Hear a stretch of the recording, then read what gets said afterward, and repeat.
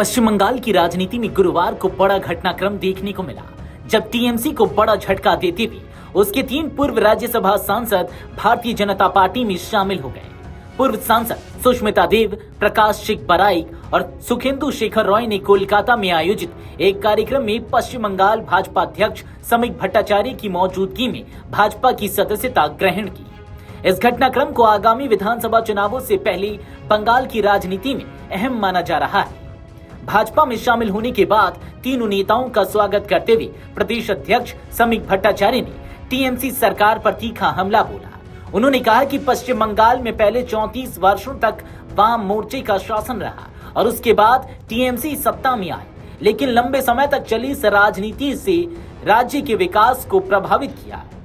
उनका आरोप था कि राज्य सरकार ने केंद्र के साथ सहयोग करने के बजाय लगातार टकराव का रास्ता अपनाया, जिससे विकास कार्यों की गति प्रभावित हुई। समीक भट्टाचार्य ने कहा कि प्रधानमंत्री नरेंद्र मोदी के नेतृत्व और भाजपा की नीतियों पर विश्वास जताते हुए इन तीनों नेताओं ने पार्टी का दामन थामा है।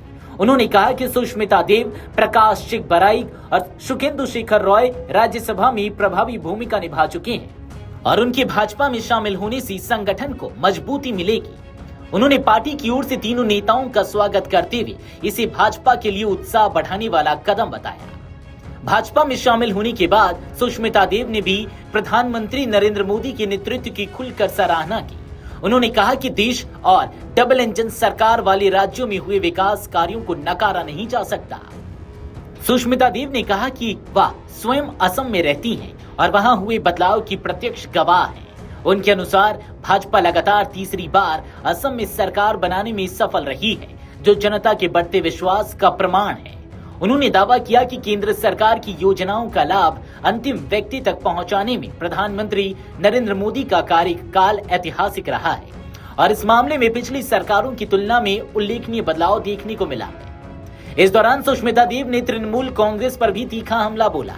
उन्होंने कहा कि पार्टी के भीतर ही कई नेता संगठन को लेकर सवाल उठा चुके हैं। उन्होंने टीएमसी सांसद महुआ मोइत्रा के उस बयान का उल्लेख किया जिसमें उन्होंने पार्टी में शुद्धिकरण की बात कही थी। सुष्मिता देव ने कहा कि यदि कोई नेता शुद्धिकरण की जरूरत बता रहा है तो इसका अर्थ है कि वह स्वयं संगठन में कमियों को स्वीकार कर रहा है। उन्होंने कुणाल घोष के बयान का भी जिक्र करते हुए टीएमसी नेतृत्व पर सवाल उठाए। बंगाल की राजनीति में इन तीनों नेताओं का भाजपा में शामिल होना ऐसे समय हुआ है जब राज्य में राजनीतिक गतिविधियां लगातार तेज हो रही हैं। इसे भाजपा के लिए संगठनात्मक मजबूती और टीएमसी के लिए एक बड़े राजनीतिक झटके के रूप में देखा जा रहा है।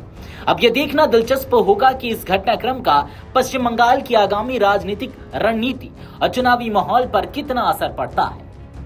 वीडियो डेस्क अमरउजाला.com। अगर आप ये वीडियो YouTube पर देख रहे हैं तो हमारे चैनल को सब्सक्राइब कर बेल आइकन दबाएं और Facebook पर देख रहे हैं तो हमारे पेज को लाइक करें।